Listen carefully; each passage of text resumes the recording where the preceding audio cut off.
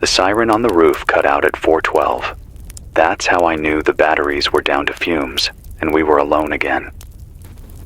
My watch shows 5:37 a.m. Eastern, but it drifts now, so add or subtract a few minutes and call it close enough.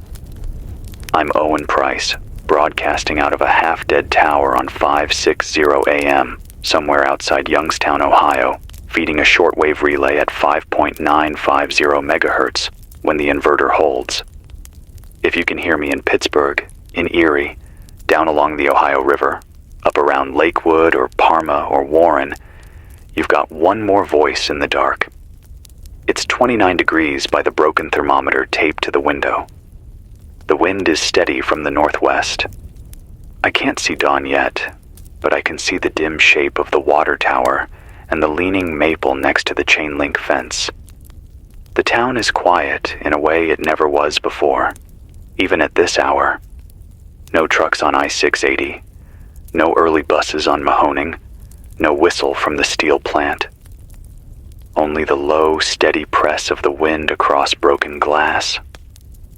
I still mark the days with a black marker on the wall. The calendar reads day 17 since the first flashes over the Atlantic coast. I tell myself that keeping count matters. It sets a spine through the fog. Day 17 since the sky over Norfolk was cut open and the news anchors lost their words. Day 17 since the feeds from satellites began to hiccup like a dying heart and the stock tickers froze mid-number. Day 17 since the first calls came in here. Voices stacked on top of voices, each one asking the same thing. Is this real? We all knew it was real long before anyone said the word. We knew when the emergency alert tone came late, and then came again, and then never stopped. We knew when the lines to Dayton and Cuyahoga went dead together, not staggered, as if a hand reached under the table and yanked the cords. I had my first warning a week before the flashes, when a friend in D.C., someone who reads data for a living, told me to keep a bag near the door and fuel in the car. He said air patrol routes were off by just enough to make his skin crawl. He said the usual chatter in certain back rooms had gone from noise to silence, and silence from those rooms is not peace. Silence is the worst sound of all. He mentioned a memo that wasn't a memo, a slide deck that disappeared from a private channel but left a ghost in a log. He said one line stuck with him. Window for preemption closing. He asked if I remembered how the Cuban broadcasts sounded when you play them through a cheap speaker. Thin, high, brittle. He said if I hear that tone on our bands, I should take it seriously. 3 days later, we got a burst on the shortwave around 14.310 megahertz that didn't belong to us. There's a rhythm to normal air. This had the wrong rhythm. It was like hearing your name in a stranger's voice. I wish I didn't remember that now. I'm supposed to give you a quick picture of what's left around here, so you can know if it matches what you see where you are. In the first 48 hours, we lost grid power, municipal water pressure, and most cell service. The diesel backup for the tower carried us until the third night, when the generator choked and then made the long, soft cough of a thing that won't come back. I've got a small gasoline generator that I run in short bursts to charge the car battery bank and the handhelds. Gas is a problem. It's not just scarce, it's angry. Every time I siphon from the maintenance truck, I feel watched. The sky is wrong on some nights. Clouds that glow and then don't. A horizon that lights up in a silent ripple like a bruise under skin. I don't know if that's fallout over some other county or a transformer farm dying for the 1,000th time. The Geiger counter the college left in a plastic tote checks high after wind from the west and quiet after wind from over the lake. I don't trust the numbers, but I trust the pattern. When the counter clicks fast, the stray dogs stay low and hug the alleys. Pay attention to the dogs. We used to think the lines on the map mattered. Counties, states, the shape of a river on a textbook page. Right now, the territory that matters is the length of a fuel hose and the reach of this antenna. If you can hear this with a steady tone around it, you're inside the circle. If it fades and comes back like it's breathing, you're at the edge. If it stutters, either my inverter is dying or your battery is. Either way, push in closer to the center if you can do it safe. If you can't, write this down with a golf pencil on the back of whatever you still have. 5:60 a.m. at dawn and dusk. 5.950 megahertz shortwave every hour on the hour until the batteries wheeze. I also sweep 3.579 megahertz and 7.110 megahertz because a guy in a basement in Boardman said the old hamnets like to camp there when everything else fails. If you're in a basement in Boardman and that was you, thanks for the tip, and your coffee tastes like mud, but I'd drink it again. People ask me how it started for ordinary eyes, not for insiders or satellites or anyone with a badge. It started for me when the sky south of Cleveland flashed like someone lit a match behind a curtain. Not a bolt of lightning, not a flare. A bloom, pure, steady, wrong. Then the pressure wave hit the radio rack and made the metal teeth chatter. Then the line to the NPR affiliate cut off mid-sentence, and the emergency feed looped as if the country was a scratched CD. I think it was Norfolk first, maybe Tampa, maybe a carrier group. I learned later from a former airman who called in from near Wright Pat that we lost eyes in orbit right before the line went dead.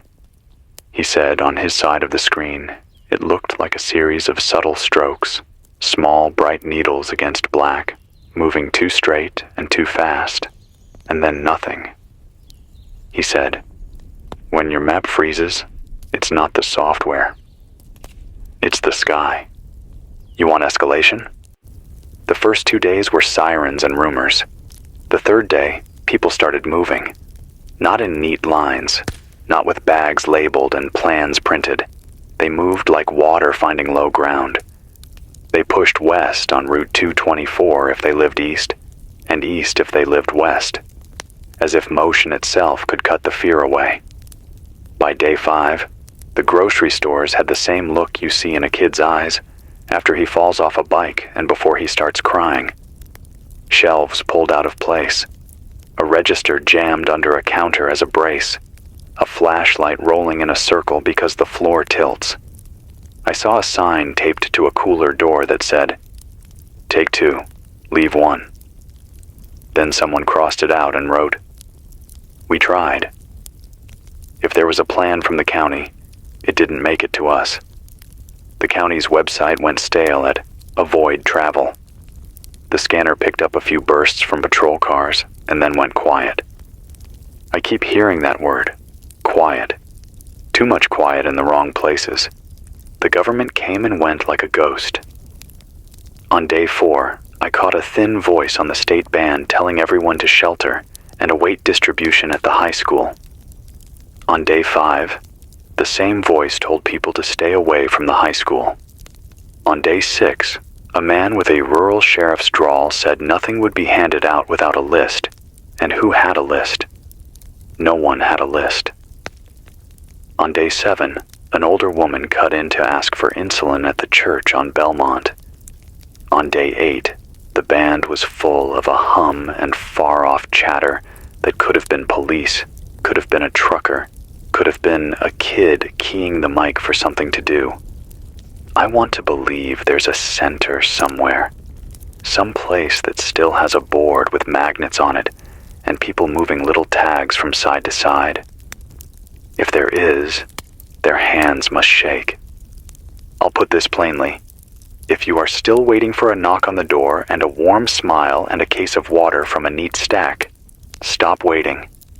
It doesn't mean help will never come. It means between now and then, you have to keep yourself up.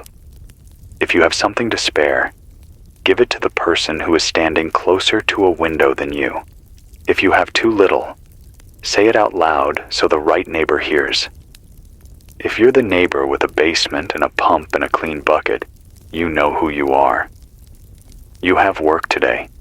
Anyone near Mill Creek Park? I'm told the pavilion on the west side has a barrel somebody has been using to boil water with a propane tank. I didn't see it myself. A woman named Teresa told me, and she has the kind of voice that would not lie about water. Bring your own container. Be ready to wait. Be polite. The line is the only law some hours. Insider theories? You don't need many. You can tell a lot from what you don't hear. Before it all went dim, there were rumors about a launch from someplace cold and flat, and then a counter from someplace wide and dry. Someone said one of our boats sent a message and then went quiet in a way boats aren't supposed to. Someone said an old airbase up north was lit up as a decoy. Someone said a sub was caught where it never should have been, and we all paid the price for a bluff. Think about the map you learned in school. Think about the cities on that map that you haven't heard from in 17 days. Now think about wind. The rest is math none of us wants to do, so I won't do it out loud. If you're trying to avoid the worst of the dust, listen to the wind forecasts we trade at dawn. It isn't hard science, but it's better than flipping a coin.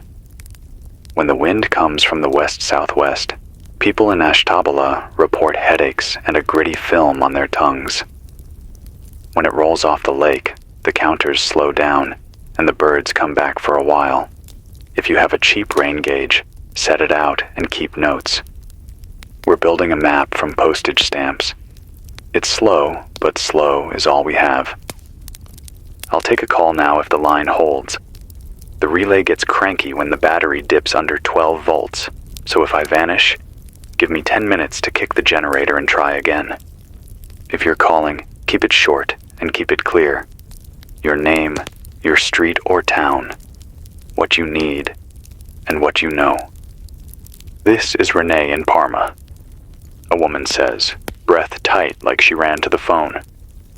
We have 8 people in a duplex. We still have water in the upstairs tank, slow but steady. We've been boiling it on a camp stove. We saw a convoy on day 10. 4 Humvees, 2 box trucks, no markings. They turned south on Ridge and didn't stop. At night, we hear 1 helicopter, always the same one, moving east to west. It never hovers. We have an old man with a wound that won't close. If anyone knows a nurse, we're on Snow Road near the old bakery. Renee, if you can hear me, write this down. There's a retired ER tech on the north side of Boardman who told me she would help when she can. Her name is Linda, mid-50s, small frame, hair like gray straw, kind eyes. She said she checks the church lot on Market at noon when it's not too windy. If you can trade batteries or a clean bucket, she'll look at the wound. If someone has leftover antibiotics from a dental visit, this is the time to think about sharing. I don't say that lightly. I know what it means to give the last of anything, but a wound that won't close on day 17 is not a small thing. Another caller. This is Hector in Austintown. The creek smells like rotten eggs when the wind dies. We saw 3 guys from out of town trying to pull a cylinder out of a warehouse by the rail line. They had pry bars and no masks. We told them to leave it, and they laughed and said it was money. They left with nothing. At night, there are 2 fires on the edge of town that burn slow and don't grow. It's like they're being fed. Thank you, Hector. If you're near the rail line, don't touch anything inside a drum unless you know what it is and why you're touching it. Not because I want to be your dad, but because the thin layer of luck we're standing on can't spare another crack. As for the fires, controlled burns keep vermin down and keep some warmth on the edge of a block. But if they're burning slow and steady in one spot, the fuel might be more than wood. If anyone sees blue in the flame or smells sweet, step back. Some things don't ask for permission before they put you on the ground. People keep asking me what the rules are now. There aren't many. Mostly, they're the same as they were, just louder. Don't take what you can't use. Don't defend what you don't need. Don't point a weapon at a person unless your next move is already decided. Agree, out loud, on what the trade is before you set anything down. If you're keeping watch at night, trade shifts every 2 hours, not 4. 2 hours is long enough to get tired and short enough to keep you from nodding off. If you have a whistle, carry it. A whistle is lighter than the guilt of silence. Martial law? It's a phrase that sounds big and iron, like a door you can't open. What we have around here is softer and stranger. A group of men with reflective belts who stop cars at dusk and tell them to go home. A group of women with clipboards who keep a list of who gets 2 cans and who gets 1. A young man in a dirty hoodie who stands in front of the pharmacy and says, "No one goes in unless he says so," and he says so with eyes that haven't slept. No uniforms most days. No flags. If you call this martial law, fine. If you call it neighbor fear, also fine. If you want to outlast it, be less interesting than the person next to you. Stand in the line. Keep your head down. Smile when someone else gets more. Your turn comes or it doesn't. You'll deal with it better if you saved your anger for the things you can fix, like a clogged filter or a stuck door. I promised a few practical notes each broadcast. Here are today's. For water, a coffee filter takes the grit out before you boil. If you don't have filters, a clean t-shirt works. Boil at a rolling boil for a full minute if you're under 1,000 feet above sea level. Longer if you're up in the hills. If your pot has a lid, keep it on. Every bit of vapor that stays inside is one you don't lose. For heat, if you're running a kerosene heater indoors, crack a window a finger's width. Yes, it feels wrong to let cold in. It feels more wrong to pass out and not wake up. For radio, the long wire works better when you get it away from metal. Run it along a fence if you can. Clip it high. If you hear a station ident that sounds too clean, it's likely a loop. If you hear a voice that stumbles or takes a breath, that's a person. Chase people. Some of you want stories. I don't blame you. Stories make the walls less close. 2 nights ago, I walked down to the edge of the parking lot to dump out dishwater and heard a piano from the next block. Slow, careful, a few notes at a time, like someone feeling their way through a song they knew as a kid. I couldn't pick the tune. It wasn't a hymn I knew. I stood there holding a bucket that used to carry ice for office parties and listened to a stranger trying to remember where a chord lands. It made me think about what we hold on to. You might be holding on to a key that no door fits anymore. You might be holding on to a recipe with no salt and no sugar. You might be holding on to a name you haven't said out loud because it hurts. Don't put all that down at once. Put it down when your arms shake, not before. About the big picture. I don't have clearance or satellites or a team. I have a pair of ears and a map with thumbtacks and a pile of notes from voices like yours. From those, I can tell you that the silence is thick over the mid-Atlantic seaboard south of New York. I can tell you there's life in Columbus and Cincinnati, dim but steady. I can tell you that someone is still running a net in Chicago, because you can hear the shape of it, even when you can't make out the words. I can tell you that there was a message on day 12 from somewhere in Colorado that said, "We held," and I want to believe it. I can tell you that when the wind out of Ontario carries a low hum at night, we get a clearer shortwave bounce, which means someone up there still throws power down a line. I can tell you Detroit is not empty, I can tell you people in Detroit are stubborn and kind in the same breath. You already knew that. If you're taking notes for a plan, do 3 things today. First, take stock with a hard eye. Count the cans, the gallons, the batteries, the warm layers. Fall in love with none of it. It's all a bridge to tomorrow, not a trophy. Second, decide who you trust and tell them. Say it out loud. I trust you with my life. If they flinch, get new people. Third, find a ritual, not a grand one. Something small that won't drain you. Boil water at the same hour. Read 1 page of something that smells like old paper. Press your back against the wall and count to 100 with your eyes closed. The world is not kind to free-floating minds right now. Give yours a hook. I've been sitting with something I haven't said because it feels like a weight I could keep to myself. That would be a mistake. On day 9, a man came to the door here at the station. He was shaking under a thin coat. He said his name was Stephen, and he asked for a place to sit for an hour. I let him in. He sat on the floor with his back to the cabinet and fell asleep in a way that told me he hadn't slept in days. He smelled like cold dirt. He had a picture in his pocket, the kind you pick up at a photo booth. 2 kids and a woman with a crooked smile. Stephen slept for 40 minutes and then woke up gasping like he was underwater. He thanked me. He asked for water. He drank and said, I didn't get there in time. He didn't say where there was. He didn't ask for food. He didn't ask for anything else. He stood up and said he had to keep moving west because the wind was wrong where he was. I watched him walk out the gate. I haven't seen him again. I don't know why I'm telling you this, except that I would like someone to know Stephen slept here and breathed like a person and drank water and then went west. If you see him, tell him he can come back and sit on the floor again.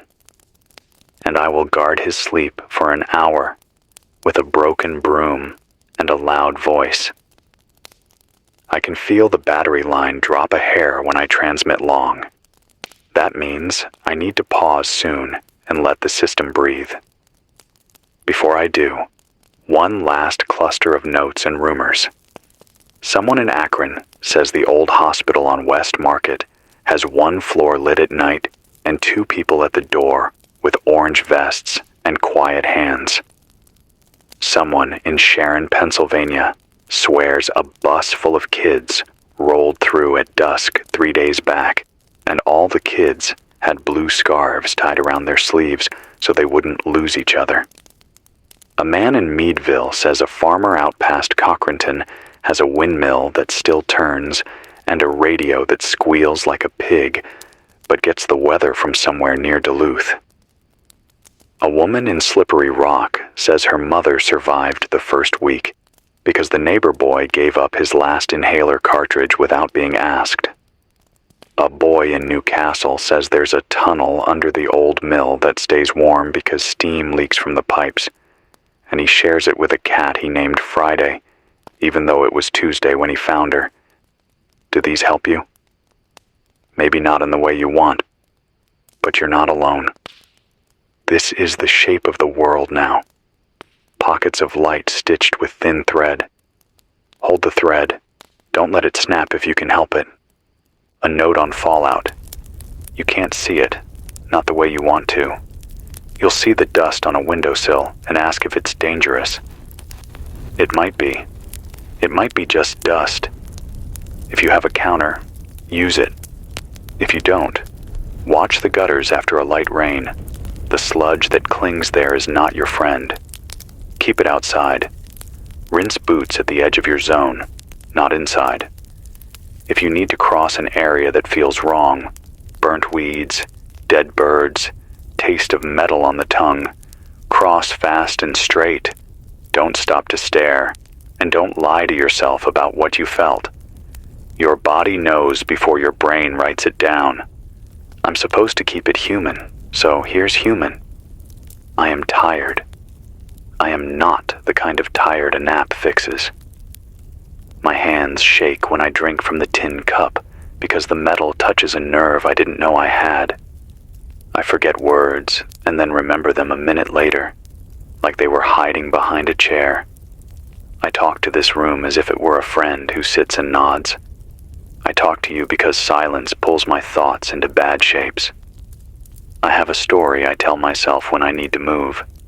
The first time my father taught me to change a flat on a shoulder in the rain, he said, "You don't need to be fast, you need to be steady. The world is asking for steadiness. We won't win any races this month.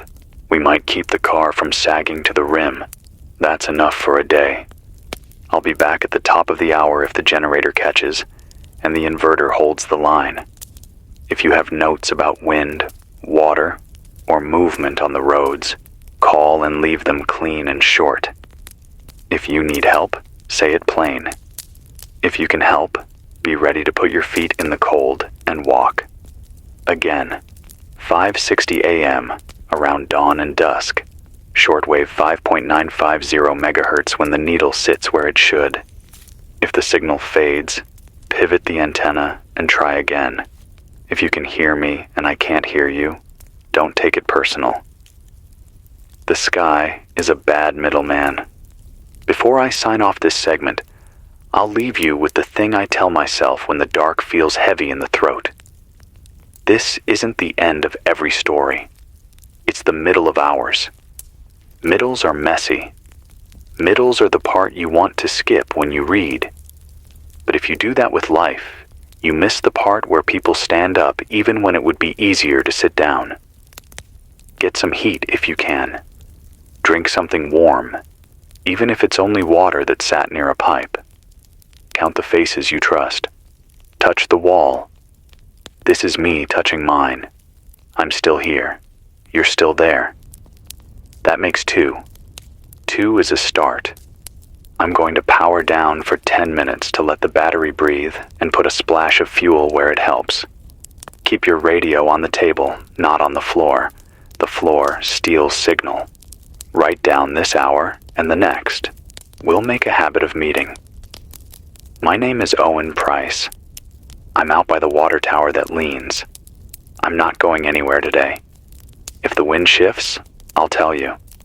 If the lights come on in a building that was dark yesterday, I'll tell you that too, even if it's only one window, especially if it's one window. That's how you know someone is still trying. The wind came back around noon, pushing hard against the loose sheet metal on the east wall until it bent with a groan. That sound wakes the body up faster than coffee ever did. It's a reminder that the world outside still moves whether or not we do. I waited it out by the console, watching the dial flicker. Sometimes the static bursts line up just enough to sound like a human breath, and for a second, I think someone's about to speak. Then it's gone again. It's early afternoon now. Day 17, I think. Maybe day 18 if I miscounted after the long blackout. The clock on the wall has stopped at 2:06. The one in the radio room says 10:52. I split the difference. Outside, the light is dull and thin, like the sun's behind dirty glass. I see no birds, no planes, no contrails. The sky used to be filled with motion, even on quiet days. Now it looks like someone pressed pause and forgot to unfreeze it. For those who can still hear this broadcast, this is Owen Price, still holding frequency 560 AM, shortwave relay 5.950 megahertz, coming out of the half-dead relay tower by Youngstown. I promise to keep talking as long as my hands work and the generator keeps breathing. I don't know who's left to hear, but I can't stand the idea of silence filling every channel. I spent the last few hours checking the bands. 3.579 megahertz carried a faint transmission around noon. Something that sounded like a list of towns, repeated twice, and then cut off. I caught the words Scranton, Bridgeport, and Dead Zone. The voice was female, young, tired, She said, "Stay above the river. Don't cross near the refineries." Then static took it. I wrote it down anyway. Maybe someone out there can use it. You can tell a lot about what's left by how the static sounds. Yesterday, it was dense and heavy, full of power line hum. Today, it's thinner, weaker, as if something large that used to broadcast finally burned out. Maybe that's bad. Maybe that's good. A smaller world might be a quieter one. Around 10 a.m., I went outside to pour what's left of the clean water into bottles. The ground was damp from snowmelt. Across the parking lot, a man stood near the old radio van. He was looking up at the tower, holding something like a map.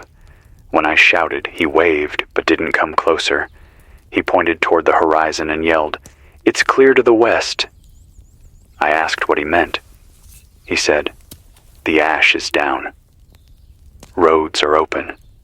Then he turned and walked toward the overpass without waiting for another word. I watched until he was a blur. Clear to the west. I don't know what that means anymore. Could be a lie.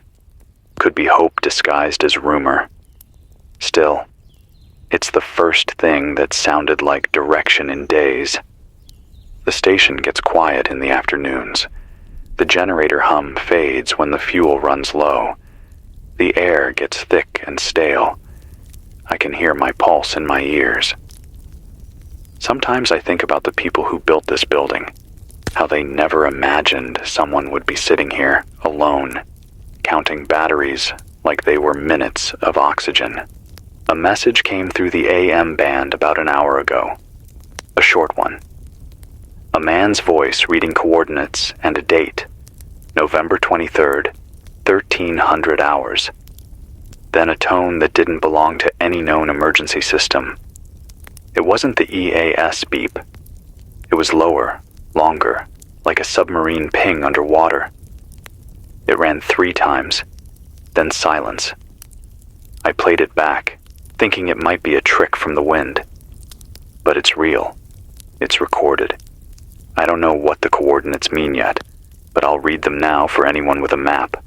39.10 north, 95.67 west. That's somewhere near Topeka, Kansas. If anyone's near that region, see if there's movement. Lights. A working signal. Anything. I don't believe in coincidence anymore. There's a story going around, if rumors still count as stories, that one of the remaining command bunkers is still running transmissions from underground, trying to coordinate what's left of the old defense grid. Some say it's in Cheyenne. Some say it's under the Ozarks.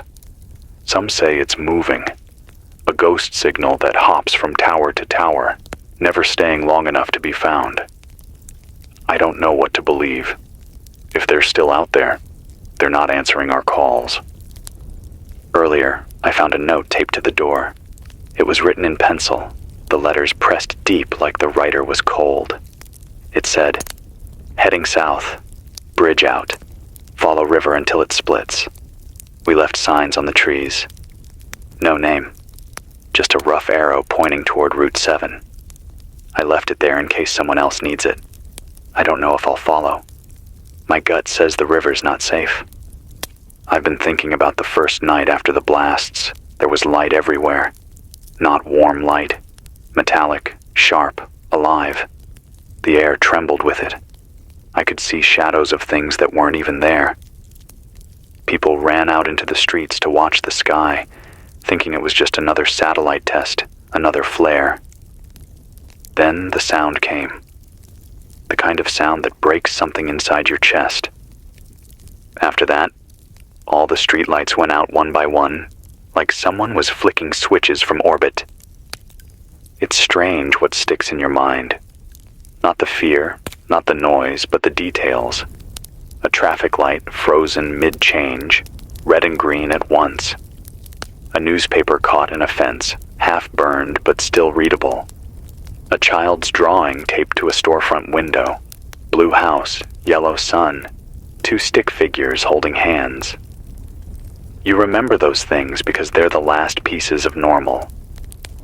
I had a caller last night after I signed off. Her voice came through faint but steady. Said her name was Naomi, from Erie. She said she worked at a power plant up the coast, and that one of the auxiliary turbines was still functional. They're running it a few hours a day to keep the water pumps alive. She asked if there were any other stations still active, any word from State Command. I told her the truth. Nothing. She didn't cry. She just said, "We'll keep the lights on for a while." Then she hung up. I hope she's still out there. People sometimes ask why I bother staying on air when everything else has fallen apart. I don't have a clean answer. Maybe it's habit. Maybe it's guilt.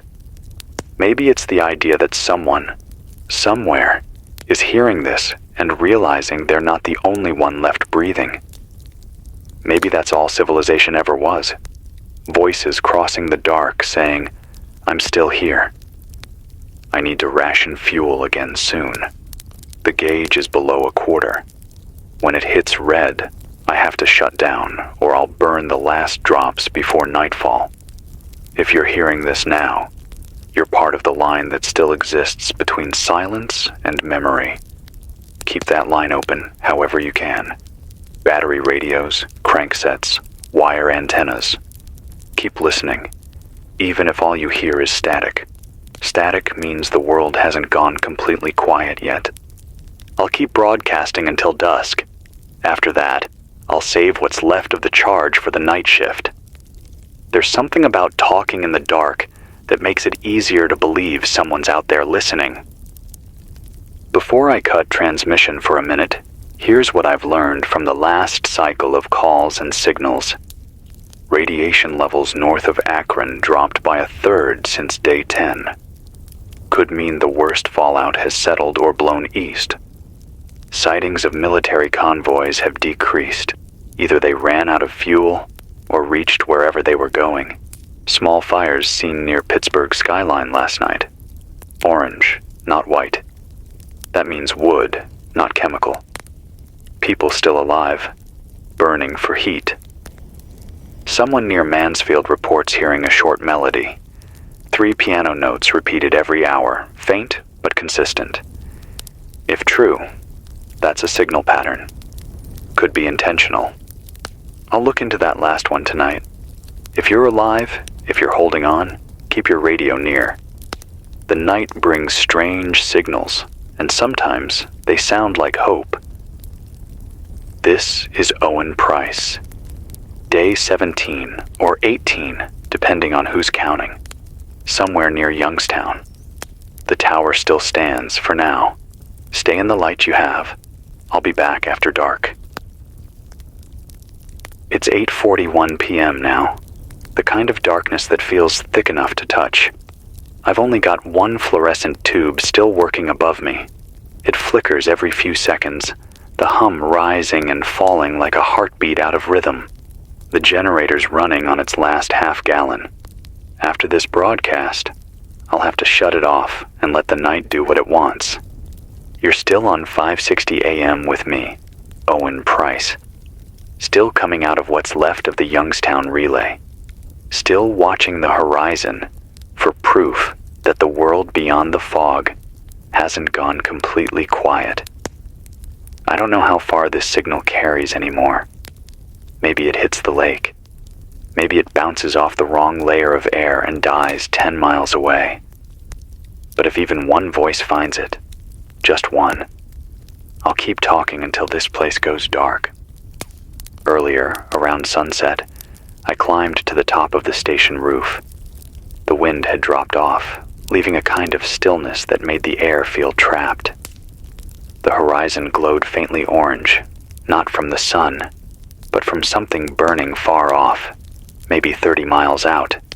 I could smell it faintly, even here. It wasn't wood smoke. It was the dry, acrid scent of something electrical, something metallic. The sky itself looked sick. A wide, pale streak ran from west to east, like a bruise stretching across the heavens. If you stared too long, it shimmered, as though light was bending through invisible waves. I thought maybe it was fallout dust catching the last light, but then it pulsed. Not lightning, not heat lightning. A single silent pulse, like a heartbeat in the sky. I don't know what that means. Maybe some weapon still doing its work above the stratosphere.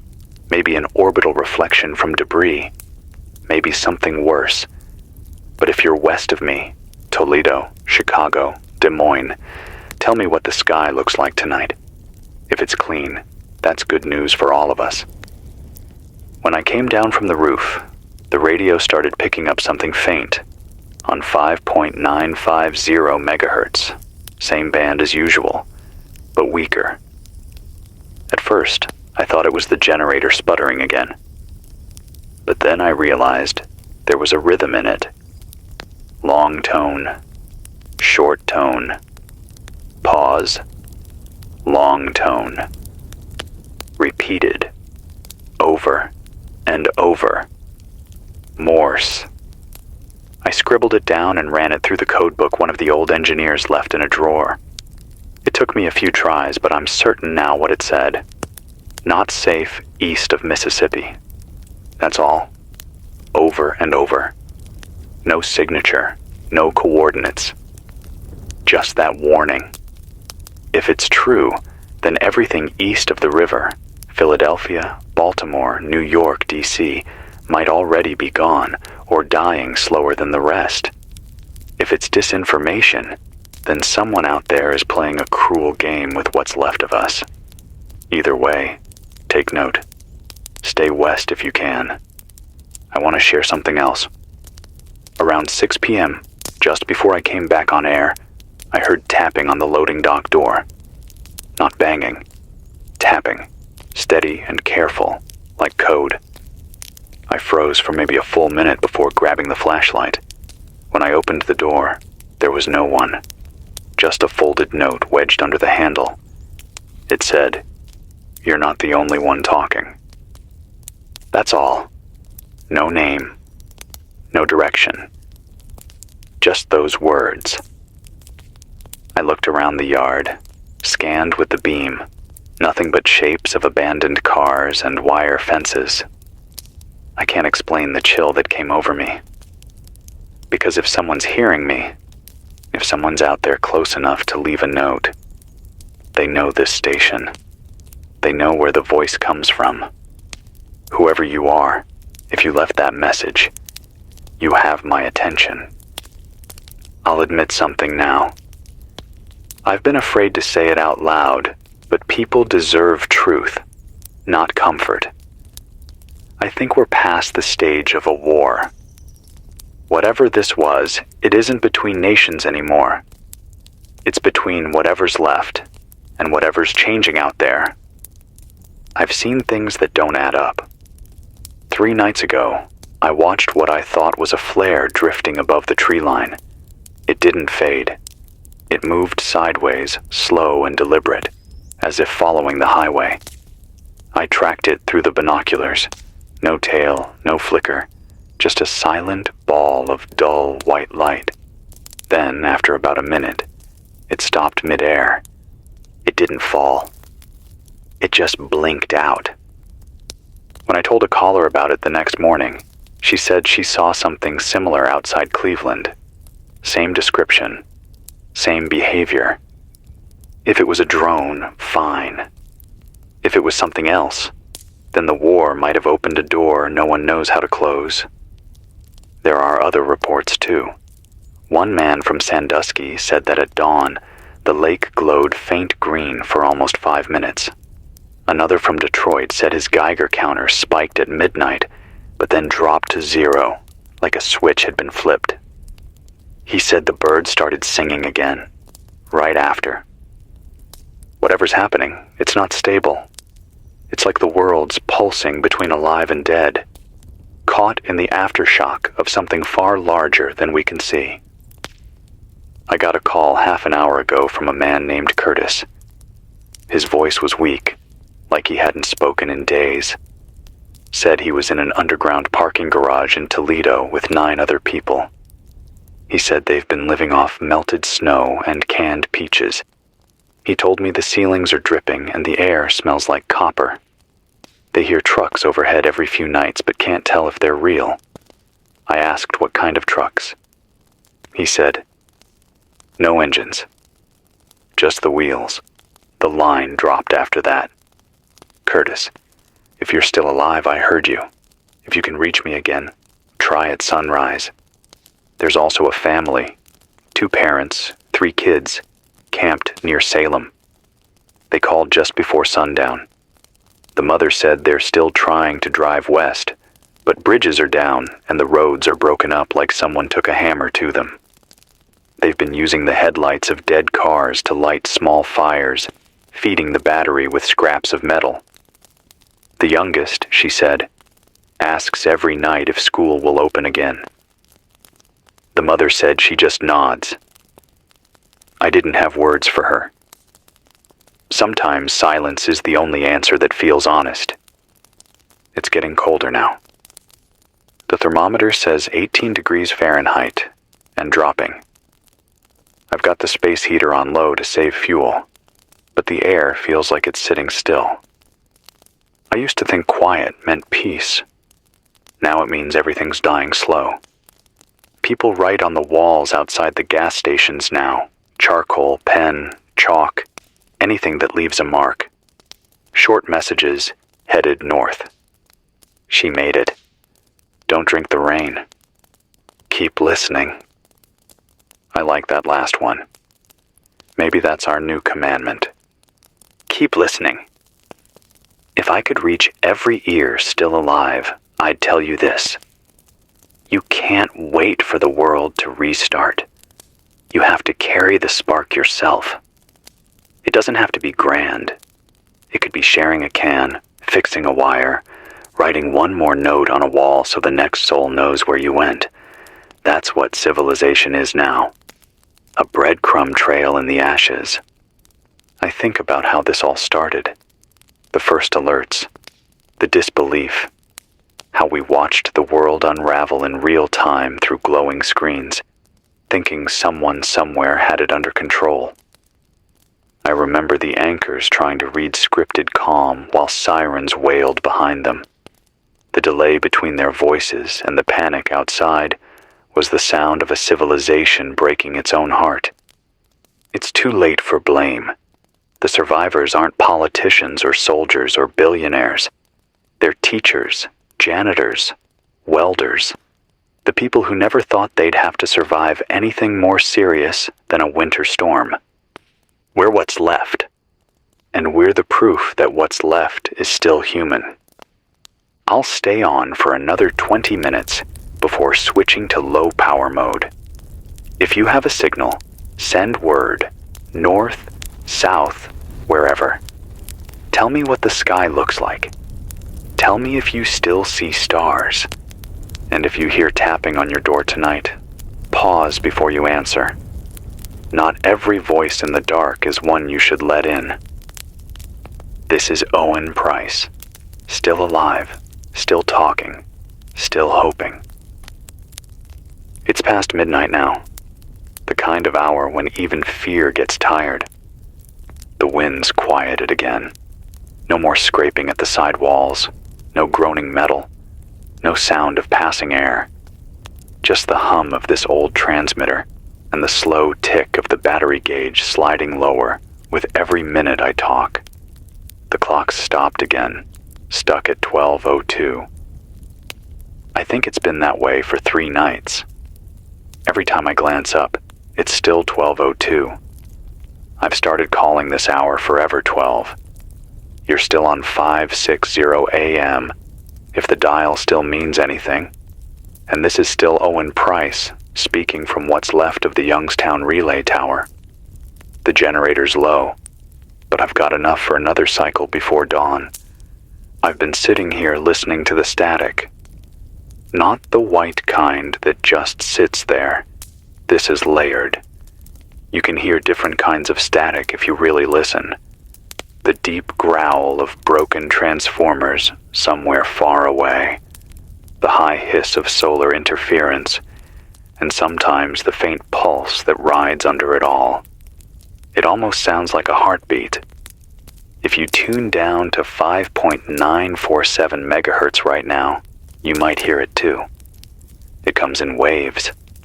Every 45 seconds or so, 2 slow thuds, then silence. I thought it was interference from the generator, so I shut it off, and it kept going. Someone, or something, is still transmitting.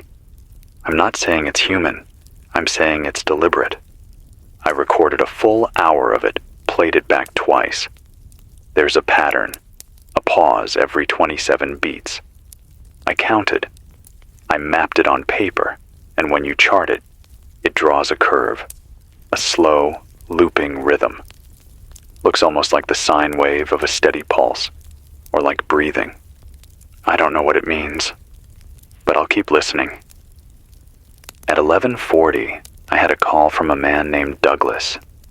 He was using a hand crank set patched to a car battery, somewhere outside of Columbus. His voice was rough, like he'd been shouting for days. He said there's movement near the old interstate, hundreds of people heading west on foot. Whole families, pulling wagons, pushing carts. He said they're quiet, organized, walking in 2 lines like a migration. They don't talk, he said. Not a word. Just footsteps. I asked him if he tried to speak to them. He said yes. He waved his arms, called out, even lit a flare. None of them looked up. They just kept walking, all in the same direction. I told him maybe they were traumatized. Shock does strange things. He said no. It's not that, he said. They move like they're following something. Like they can hear something we can't. And then, the line went dead. If you're near the interstate and you see that crowd, don't get close. Not until we know what's pulling them. I've been hearing other stories too. A fisherman from the edge of Lake Erie called earlier, said the water glows faint blue some nights. Not reflection, not fire, the water itself. He said it hums. Said if you hold your hand near it, your skin prickles like static. I asked him if he'd gone near it. He laughed, short, hard. You don't go near God's work, he said, and hung up. Sometimes I think we're living in the leftovers of a war that didn't just break cities. It broke the laws holding the world together. I got another note today. Slipped under the main door sometime after sundown. Same handwriting as before. Same pencil. You're not alone. Keep transmitting. West will hear you soon. No signature. No prints. Just those words. And a small drawing of 3 lines that look like radio waves curving upward. If you're hearing this, whoever you are, thank you. I'll keep talking. I don't think the nukes were the end. I think they were the door. You remember how everyone used to talk about EMPS, about grids collapsing, about power dying? That happened, sure. But something else came with it. Something we don't have language for yet. A scientist called in on day 6, an older man from the University of Cincinnati. Said he'd worked in atmospheric studies. He told me the blasts changed the upper air currents permanently. Said the stratosphere ripped. He used that word. He said radiation wasn't the biggest problem. It was resonance. He said when enough explosions hit at once, they rang the sky like a bell. I thought he was losing it, but now I'm not so sure.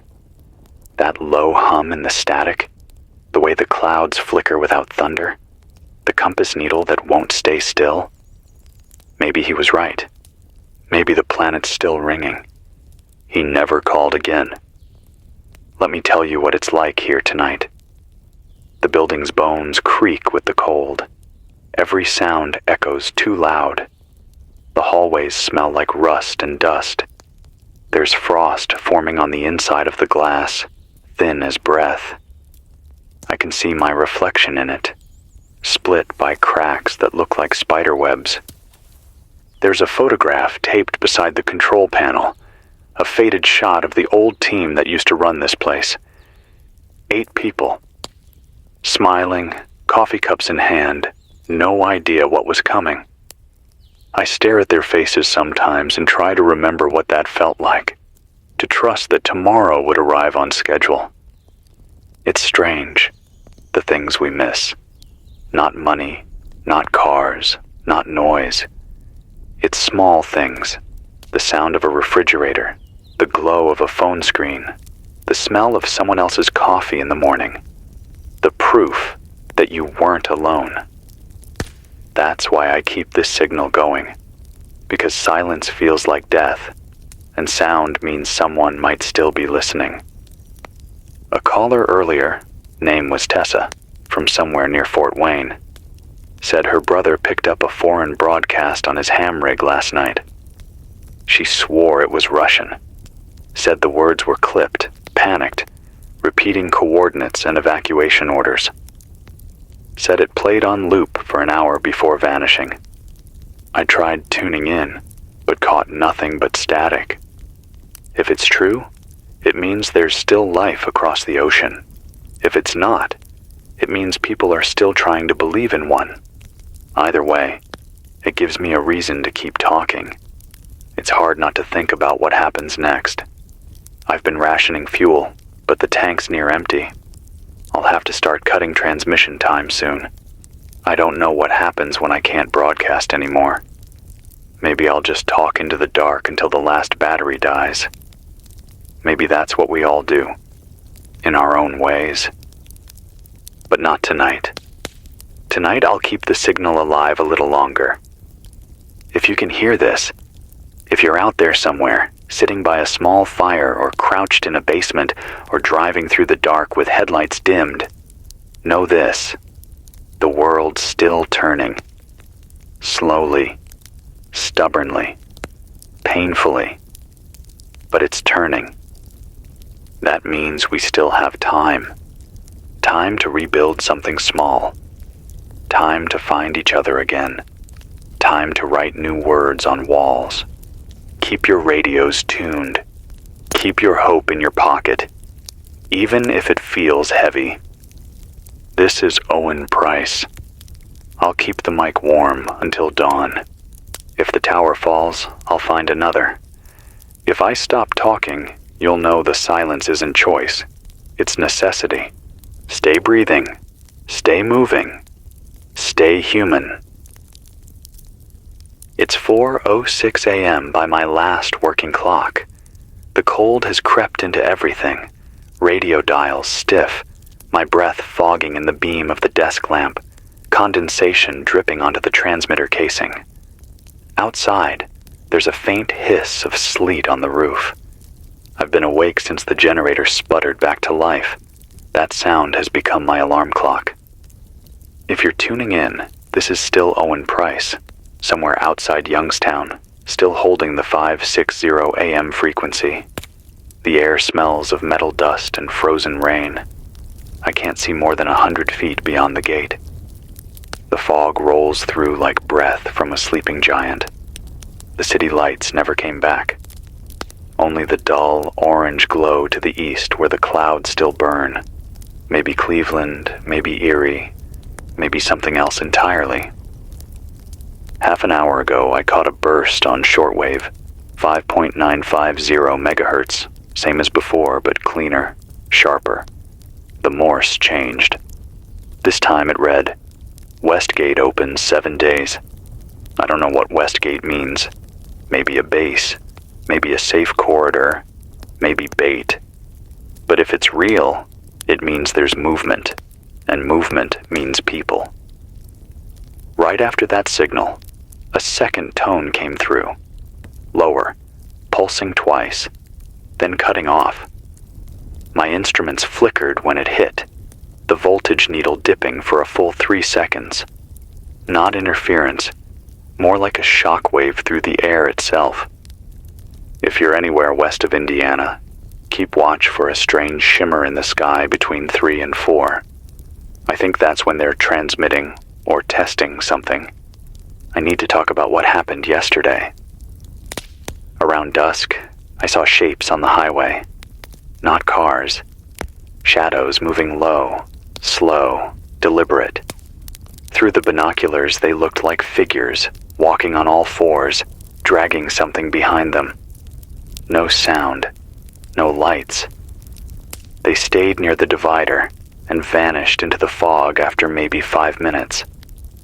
Later, I found prints in the slush behind the station, too wide for dogs, too deep for men. Whatever they were, they came close enough to hear the broadcast.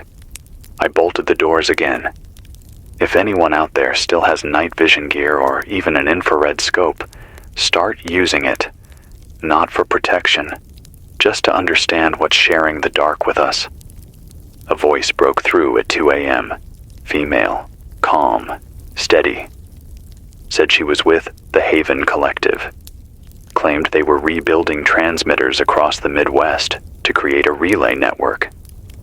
She asked for confirmation of this station's coordinates and power range. I asked who led them.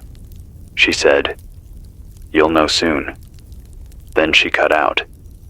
If you're part of the Haven Collective and this isn't some trick, I'm still transmitting 1.2 kilowatts on the main antenna, 5.950 megahertz secondary. You'll find me by the leaning water tower east of the ridge. If this is bait, I'll know soon enough. People keep asking, why stay on air when no one answers? Because silence kills faster than radiation. Because a voice through static can be the difference between panic and patience. Because when I speak, I remember that the world once listened. If you can hear me, tap twice on your mic. That's all it takes to prove we're still connected. A story before the generator quits again. A week before the war, I took my nephew to a park outside Pittsburgh. He pointed at the contrails crisscrossing the sky and asked if the planes ever run out of road. I told him the sky doesn't have roads, just directions. He said, "Then how do they know where to go?" I didn't have an answer then. I think about that now, how everything we built depended on invisible paths through air and data and trust. Once those broke, we lost the map. Maybe that's what this is now. Learning to find direction without roads. I've got one more note before I power down to save fuel. A listener from Michigan, name withheld, sent a message through the Morse channel at 3:45. It said, "We have children. We are moving west. The river is frozen. The stars are wrong. The stars are wrong." I went outside after reading that, looked up, and I swear some constellations are shifted. Orion sits lower. Polaris doesn't align with the tower tip anymore. Could be my eyes. Could be smoke in the upper air. Could be something worse. If anyone with an old telescope can confirm, check your bearings. If the stars moved, the world itself might have tilted. I'll keep this signal alive till the generator runs dry. After that, I'll recharge what I can and try again at sunset. Keep your antennas high. Keep your eyes open. And if you see the sky pulse again, count to 7 before you breathe deep. This is Owen Price, holding the last frequency I can. If you hear nothing else tonight, remember this. You're still here. That's the start of everything that comes next. The generator's rumble finally died at 7:03 a.m. The silence that followed hit like a physical thing. It's strange. You spend your whole life craving quiet, and when you finally get it, it feels like the world stopped breathing. I switched over to the hand crank for the shortwave rig. Takes nearly 10 minutes of turning just to get a few minutes of power, but it's enough to talk. I can see my breath while I do it, Each exhale looks like smoke curling off the end of a dying fuse. This is still Owen Price. Still at 5:60 a.m., or what's left of it. The Youngstown relay is a skeleton now, half the wires frozen stiff, the transmitter light dimmer than candle flame. If you can hear this, it means the line hasn't gone completely dark. It snowed last night. Heavy, fine flakes that hissed instead of falling. The snow here isn't right anymore. It doesn't melt when you touch it. Just turns to gray dust. I wiped some off my sleeve this morning, and it left streaks that stung the skin. I don't think it's snow at all. Maybe ash. Maybe fallout. Maybe something new the world invented to remind us it's sick. At sunrise, I saw movement near the tree line. 3 figures walking single file, wrapped in blankets or tarps. They were carrying something between them, maybe a stretcher, maybe just a board. They didn't stop when I waved, just kept going, slow, deliberate, heads down. I didn't follow. I've learned that when people don't look back, you let them go. Something new came through the band last night. 5.950 megahertz again, but the tone patterns changed. It's longer now, almost a sentence in Morse. I copied it down. It says, "Convergence approaching. Stay west of 90. If they mean longitude 90 degrees, that's somewhere near the Mississippi line, which matches what we heard earlier. Not safe east of the Mississippi. But convergence? That's not military language. That's something else. Scientific, maybe. Or worse, spiritual. Someone out there knows more than we do, and they're trying to speak through static.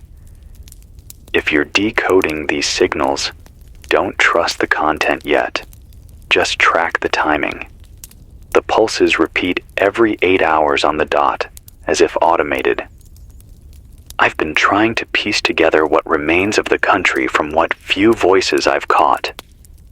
Cincinnati still has a small power grid section alive. Hydro plant, maybe. Louisville went dark 2 nights ago.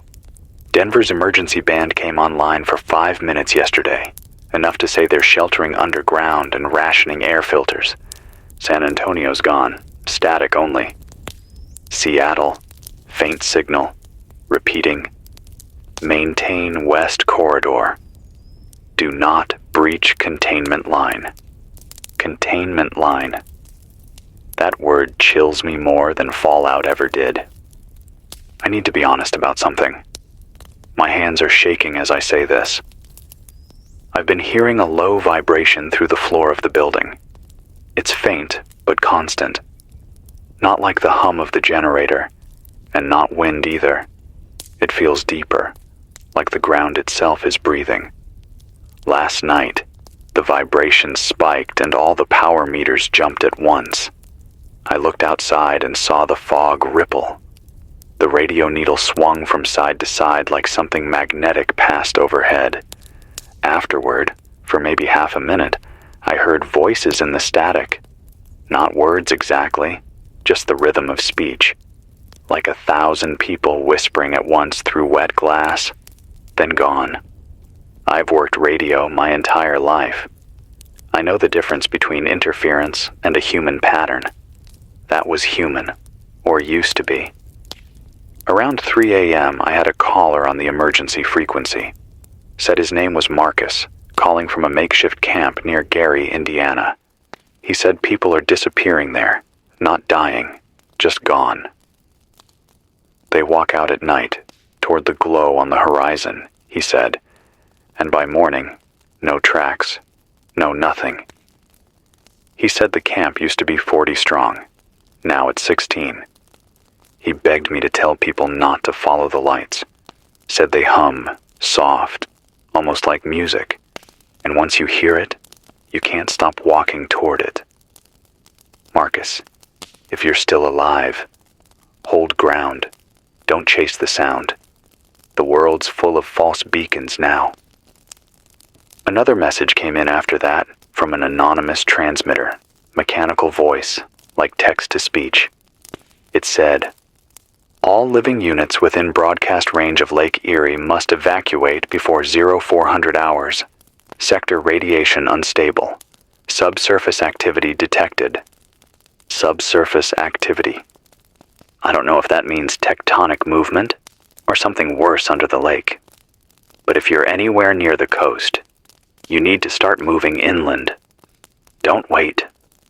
Sometimes I wonder if this broadcast matters anymore.